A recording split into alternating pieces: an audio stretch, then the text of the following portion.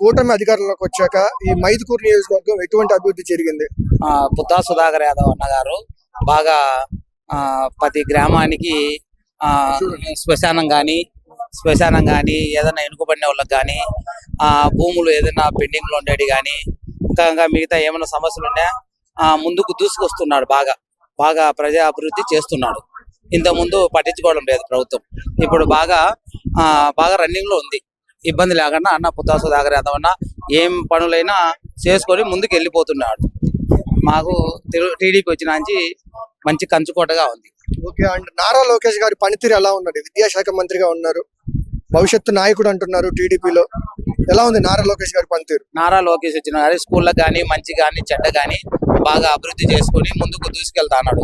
పిల్లలైనా గవర్నమెంట్ స్కూళ్ళలో చదవండి, ఇంకా బాగా నీట్ గా వసతులు, మంచి సౌకర్యం, మంచి మార్కులు రాండి, ప్రైవేట్ స్కూల్లో చేరకుండా గవర్నమెంట్ స్కూళ్ళలో చేరండి అని ముందుకు పోతూ బాగానే ఉంది నారా లోకేష్ గారు. కూటమి వచ్చాక పనులు ఏ విధంగా జరుగుతున్నాయి? పల్లెటూళ్ళలో రోడ్లు ఎంతవరకు వచ్చాయి మన సైడ్? పవన్ కళ్యాణ్ అన్నగారు పల్లెల్లో రూట్లు మటుకు బాగా అభివృద్ధి చేశాడు. బాగా సిమెంట్ రోడ్లు ఏదైనా కానీ నిధులు కానీ అతి తక్కువ సమయంలోనే ఫాస్ట్ గా పని చేయించాడు. అంటే మీరు సాటిస్ఫాక్షన్ గా ఉన్నారా కూటమి ప్రభుత్వం? మేమైతే హ్యాపీగా టీడీపీ ప్రభుత్వంలో బాగా ఉన్నాం. అది కావాల్సింది. సార్ మీదే ఊరు సార్? పాల్కొల్లు నిమ్మల రామానాయుడు గారు. నిమ్మల రామానాయుడు గారు అంటే మీకు 15,000 మీకు 15,000 అన్నారు.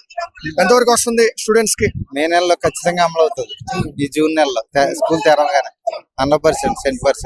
ఎలా ఉందండి కూటమి అధికారంలోకి వచ్చాక 1 year దాటిపోయింది, ఎలా ఉంది పాలన? నెంబర్ 1 ఉంది. వైసీపీ పార్టీ అశ్విని పార్టీలో ఉంది చెప్పకూడదు. మా రామానాయుడు గారు అయితే 1 side గా ఉంది. ఇంకా వైసీపీ లేదు ఇంకా పార్టీ పాలకొల్లు అయితే ప్రస్తుతం. ఆయన రామానాయుడు గారు సైకిల్ వేసుకుని ఇల్లు తిరిగారుగా మరి. ఖచ్చితంగా ఆయన నిరంతరం కష్టపడే వ్యక్తి. 24 hours హార్డ్ వర్క్. మా ఇంచుమించు 1000 నుంచి 1200 మంది దాకా మేము పాలకొల్లు నుంచి వచ్చాం. కార్లు బస్సులు వేయించుకుని ఆయన వేయించాడు. బస్సులు కూడా నెంబర్ 1. మాకు ఇంకా ఆయన రామానాయుడు గారు ఉన్నంతకాలం ఆయనే ఇంకా ఎమ్మెల్యే. ఇప్పుడు కూటమి అధికారంలోకి వచ్చాక 1 year దాటిపోయింది. నారా లోకేష్ గారి పనితీరు ఎలా ఉంది? విద్యాశాఖ మినిస్టర్ గా, ఐటీ మినిస్టర్ గా నెంబర్ 1 వర్క్ చేస్తున్నారు. ఆయన చంద్రబాబు నాయుడు గారి లాగా 18 గంటలు వర్క్ చేస్తున్నారు.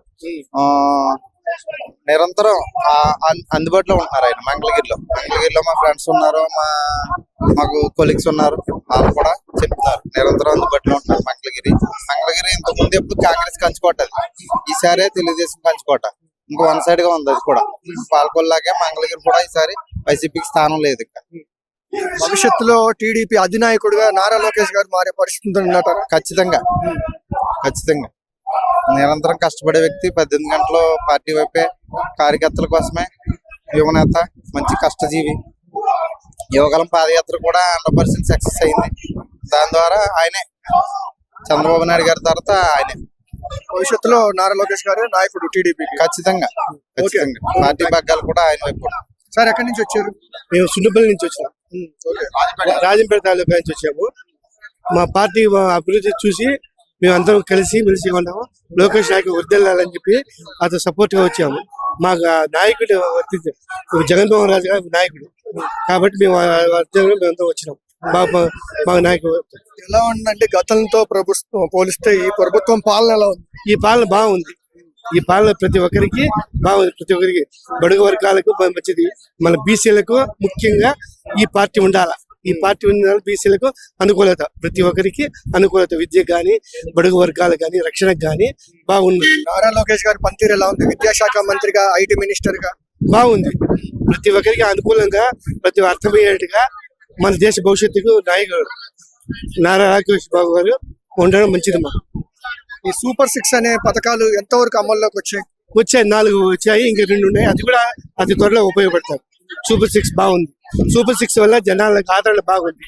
ఈ సూపర్ 6 ప్రతి పల్లెల్లోకి తీసుకుపోయినాం. మేము ప్రతి పల్లెకి తీసుకుపోయి అడుగున ప్రజలకు గ్యాస్ కానీ, విద్య కానీ, అన్నదాన శుద్ధి, అన్న క్యాంటీన్లు అన్ని బాగున్నాయి. అండ్ నారా లోకేష్ గారు టీడీపీకి కాబోయే నాయకుడు, అధినాయకుడు అవుతారంటారా? అవుతాడు, కంపల్సరీ అవుతాడు. ఇద్దరు అంటే ప్రతి ఒక్కరిని గుర్తింపులో ఉంది కాబట్టి, ప్రతి ఒక్క కార్యకర్త గుర్తిస్తున్నాడు కాబట్టి నాయకుడు అవుతున్నాడు. ప్రతి ఒక్క నాయకుడు, చిన్న నాయకుడు, పెద్ద నాయకుడు అందరికీ కలుస్తున్నాడు. ఏది వచ్చా నాయకులకు పలకపోయినా అట్లా పలుకుతున్నాడు. కాబట్టి మంగళగిరికి పోతే మాకు బాగా స్పందిస్తారు. మంగళగిరిలో మళ్ళీ ఎలక్షన్స్ పెడితే నారా లోకేష్ గారు వస్తారంటారా నెక్స్ట్ టైం? తప్పనిసరిగా అతను వస్తాడు. అది అభివృద్ధి.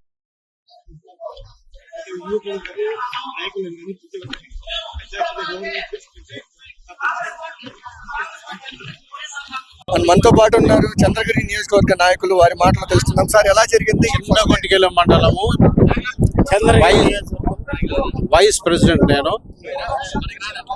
నభూతో నభవిష్యత్ పద్మశ్రీ నందమూరి తారక రామారావు గారు స్థాపించిన ముహూర్త బలమేమో తెలియదు కానీ ఈ తెలుగుదేశం పార్టీ ఇంకా 100 ఏళ్ళైనా కూడా ఇదే విధంగా ఈ కార్యకర్తల బలంతో ఇదే విధంగా ముందుకు పోతుంది.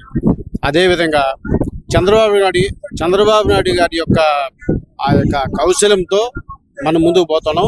అదే విధంగా రేపు రాబోయే తరానికి మరొక యువతరం, యువ కెరటం, రేపు కాబోయే ఆంధ్రప్రదేశ్ ముఖ్యమంత్రిగా కాబోయే వ్యక్తి నారా లోకేష్ గారి ఆయన యొక్క ఆ యుక్తులతో, ఆ యొక్క ఆ క్యాలిబర్తో మనం ఎంత ముందుకు పోతామో ఈ ఆంధ్రప్రదేశ్ అన్ని విధాల అన్ని రంగాల్లోనూ ముందుకు పోతుంది. అది మాకు అంటే నా వయసు ఇప్పుడు 65 ఏళ్ళు అంటే మా బిడ్డ కంటే మా బిడ్డ వయసు అతను, కానీ మేము ఆశీర్వదిస్తున్నాం అతను. అదేవిధంగా ఇప్పుడు బాలాజీ గారు. సార్ నమస్తే, నా పేరు జేడి బాలాజీ, చంద్రగిరి నియోజకవర్గం. ఇంకోటి పులివర్తి నాని గారు ఆ రోజు గెలిచిన మొదటి నుంచి ఈ రోజుకు ఇక్కడ ఇంచుమించు 1 సంవత్సరం అయితే ఉంది. ప్రతినిత్యం ప్రజల్లోనే ఉంటున్నాడు. అపరిష్కృతంగా లేని విషయాలను కూడా ఆయన పరిష్కరించేసి ఈ రోజు బ్రహ్మాండంగా ప్రతి ఒక్క దీంట్లోని ఎన్ఆర్జీఎస్ అయితేనేమి, ఇంకోటి అయితేనేమి, సిమెంట్ రోడ్లు అయితేనేమి, ఒకటి కాదండి, ఈ A to Z ఆయన ప్రతినిత్యం తెల్లవారులేసి రాత్రి 12 గంటల దాకా ప్రజల్లోనే ఉంటున్నాడు. ప్రజలతోనే మమేకం అవుతున్నాడు. ఇంకొకసారి కాదు ఎన్నిసార్లు అయినా ఈ చంద్రగిరికి తిరుగులేని నాయకుడు ఎమ్మెల్యే ఆయన. మనతో పాటు ఉన్నారు కర్నూలు ఎమ్మెల్సీ బీటీ నాయుడు గారు, వారి మాటలను తెలుసుకుందాం. ఈ సభ ఎటువంటి ఆహ్లాదాన్ని వ్యక్తం చేస్తుంది? సార్, ఎలా జరిగింది సభ?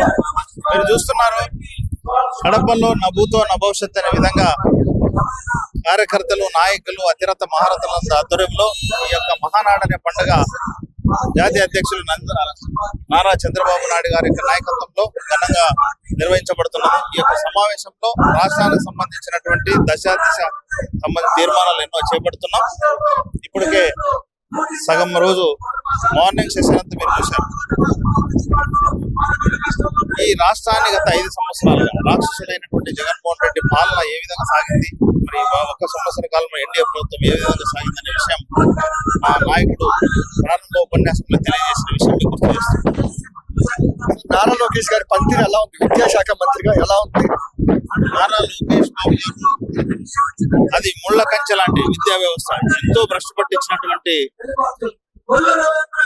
గత ప్రభుత్వం కానీ కాంగ్రెస్ ప్రభుత్వం కానీ విద్యా వ్యవస్థ మీద ఏ విధంగా దాన్ని రోజు నిలపడానికి ఆయన ప్రధానంగా ఇక్కడ అసెంబ్లీలో అయితేనేమి, శాసన మండలిలో అయితేనేమి టీచర్లకు సంబంధించిన ట్రాన్స్ఫర్ వ్యవస్థ మీద ఒక చట్టాన్ని తీసుకొచ్చిన విషయం మీకు గుర్తు చేస్తున్నాం. అదేవిధంగా జీవో నంబర్ 117 ప్రైమరీ ఎడ్యుకేషన్ భ్రష్టుపట్టిన విధానాన్ని కూడా రద్దు చేసి నూతన విద్యా విధానాన్ని ప్రకటించిన విషయం. అదేవిధంగా రాబో 4 సంవత్సరాల్లో ఏదైతే విద్యా విధానం లోపయిష్టంగా ఉందో దాన్ని సరిదిద్దుతూ బ్రహ్మాండమైనటువంటి విద్యా అవకాశం ఇచ్చే విధంగా మా నాయకుడు కృషి చేస్తున్నారు. కూటమి అధికారంలోకి వచ్చి 1 year దాటిపోయింది. ఈ సూపర్ 6 ఎంతవరకు అమలు అయ్యాయి? మిగిలినవి ఎప్పటి వరకు అమలు అవుతాయి? ఈ రోజే ప్రారంభ ఉపన్యాసంలో జాతీయ అధ్యక్షులు నారా చంద్రబాబు నాయుడు గారు క్లియర్ చెప్పారు. ఏదైతే మనం సూపర్ 6 హామీ ఇచ్చామో అవన్నీ కూడా జూన్ మొదటి వారంలోనే తల్లికి వందనం కానీ, రైతు భరోసా కార్యక్రమం ఇవన్నీ కూడా ఇస్తామని కూడా క్లియర్ చెప్తున్నారు. ఫైనల్ క్వశ్చన్ సార్, టీడీపీ అధినాయకుడిగా నారా లోకేష్ గారు అయ్యే ఛాన్స్ ఉందా? ఇది పార్టీ అంతర్గత వ్యవహారం. మీరు ఈ 3 రోజుల్లో దాని విషయం కూడా క్లియర్ గా తెలుస్తుంది. పెద్దాయన ఎక్కడి నుంచి వచ్చారు? చక్రాపేట, పులివెందుల తాలూకా చక్రాపేట. పులివెందుల తాలూకా అంటే మాజీ ముఖ్యమంత్రి గారి జగన్మోహన్ రెడ్డి గారు కాన్స్టిట్యున్సీ. ఓకే, అదే కాన్స్టిట్యున్సీ. ఓకే, ఎలా ఉందండి? ఓకే, మీరు పులివెందుల నియోజకవర్గంలో ఉన్నారు. ఎలా ఓకే, చక్రాయపేట మండలము ఎలా ఉంది? 1 year అయింది కూటమి అధికారంలోకి వచ్చి, ఎలా ఉంది? కూటమి అధికారంలోకి వచ్చిన తర్వాత మన ముఖ్యమంత్రి గారు రాజధాని శంకుస్థాపన చేసి తిరిగి ప్రారంభించినాడు. అది చాలా గొప్ప విషయం. ఆయన 3 రాజధానులు చెప్పి నాటకం ఆడుతూ వచ్చినాడు, ఏమీ చేయలేకపోయినా. ఎవరు మీ ఎమ్మెల్యే? మా ఎమ్మెల్యే జగన్మోహన్ రెడ్డి గారు. జగన్మోహన్ రెడ్డి గారు కనీసం పోలవరం ప్రాజెక్టు కంటి కూడా మొక్క కూడా చూడలేదు ఏ పొద్దు కానీ.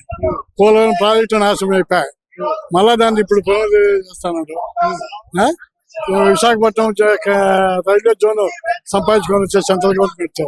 ఈయన సెంట్రల్ గవర్నమెంట్ దగ్గర పోయి ఏది చేసుకోలే, కేసులు మాత్రమే చేసుకున్నాడు కానీ అభివృద్ధి పనులు ఏది చేయలేదు. పులివెందుల్లో గతంలో ఎటువంటి అభివృద్ధి ఉంది, ఇప్పుడు ఎటువంటి అభివృద్ధి ఉంది? గతంలో అభివృద్ధి అంటే రాజశేఖర రెడ్డి ఉన్నప్పుడు బాగా జరిగింది. ఈయన ఉన్నప్పుడు మెడికల్ కాలేజ్ ఒకటి తెప్పించాడు. పులివెందుల టౌన్ మాత్రం రింగ్ రోడ్లు అయ్యేది తెప్పించాడు. మిగతా ఎక్కడ ఏమి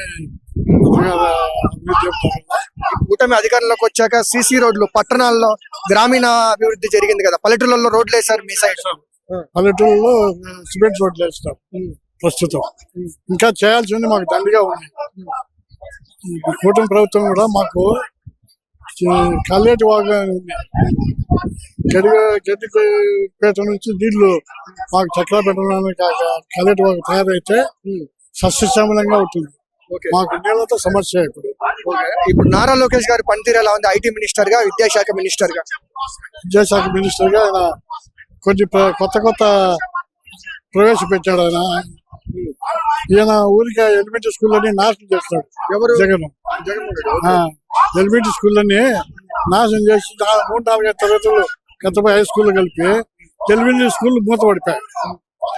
అది చాలా ఘోరం. అది ఇప్పుడు ఎలా ఉంది స్కూల్లో పరిస్థితి? కూటమి అధికారులకు అన్ని ప్రవేశపెట్టాలి కాబట్టి ఇప్పుడు స్కూల్ తెరిచిన తర్వాత అన్ని స్కూళ్లకు ఉపాధ్యాయులను పెడతా ఉంటాడు. ఓ స్కూల్కు ఉపాధ్యాయుని, తరగతికి ఉపాధ్యాయులు పెడతాం. కొంచెం